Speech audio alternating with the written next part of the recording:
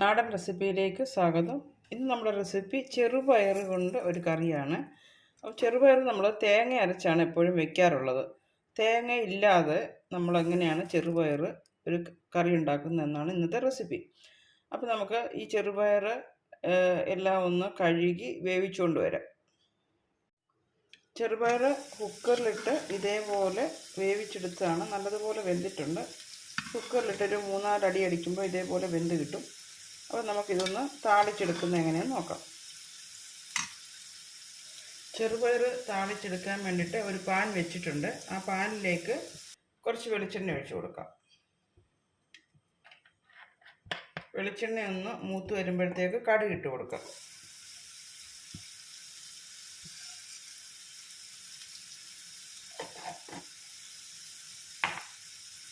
കടുകിൻ്റെ കൂടെ നല്ല മുളകും കൂടെ കിള്ളിയിട്ട് കൊടുക്കാം. ഒരു 2 നല്ല മുളക്.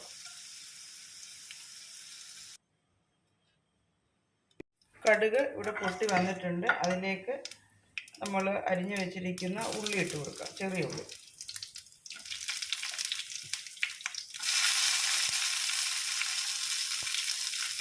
പിന്നെ വേപ്പിലയും കൂടി ഇട്ട് കൊടുക്കാം.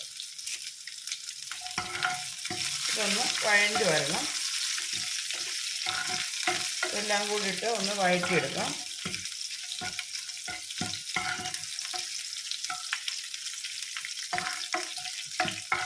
ഇതെല്ലാം വഴണ്ടി വന്നിട്ടുണ്ട്. അതിലേക്ക് നമുക്ക് സബോള അരിഞ്ഞതും, ഒരു സബോള അരിഞ്ഞതാണ്, 2-3 വെളുത്തുള്ളി, ഒരു തക്കാളി, പിന്നെ ഒരു പച്ചമുളക് ചെറുതായിട്ട് അരിഞ്ഞത്.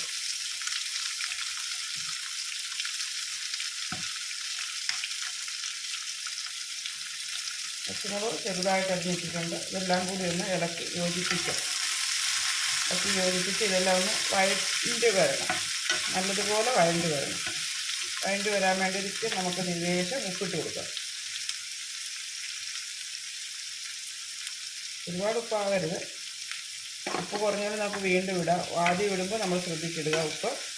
ഈ തക്കാളി ഇതെല്ലാം ഒന്ന് വഴണ്ടി വരണം. തക്കാളി, സബോള, ഉള്ളിയും എല്ലാം വഴണ്ടി വരണം, നല്ലതുപോലെ വഴണ്ടി വരണം.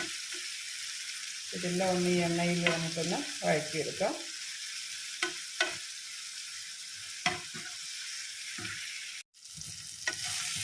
തക്കാളി, സബോളയും എല്ലാം ഇവിടെ വഴണ്ടി വന്നിട്ടുണ്ട്. അപ്പോൾ ഇതിലേക്ക് ഇനി ഇട്ട് കൊടുക്കുന്നത് ലേശം മുളക് പൊടിയാണ്, അതുപോലെ മഞ്ഞൾപ്പൊടി. ഇത് രണ്ടുമാണ് ഇട്ട് കൊടുക്കുന്നത്.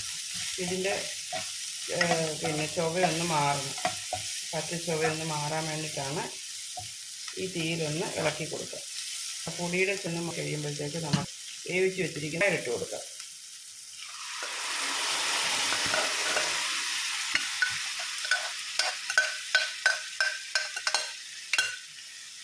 നല്ലതുപോലെ വെന്ത പയറാണ്, നല്ലതുപോലെ പയർ വേകണം. ഒരു 3-4 വിസിൽ അടിച്ചു കഴിഞ്ഞാൽ നല്ലതുപോലെ പയർ വെന്ത് കിട്ടും. അപ്പോൾ നമുക്കിത് ഇതിലൊന്ന് ഇളക്കി കൊടുക്കാം. കഴിഞ്ഞാൽ നല്ലത് നമ്മുടെ റെസിപ്പി ഇവിടെ റെഡിയായി കഴിഞ്ഞിട്ടുണ്ട്. ഇത്രയേ ഉള്ളൂ ഇതിൻ്റെ റെസിപ്പി.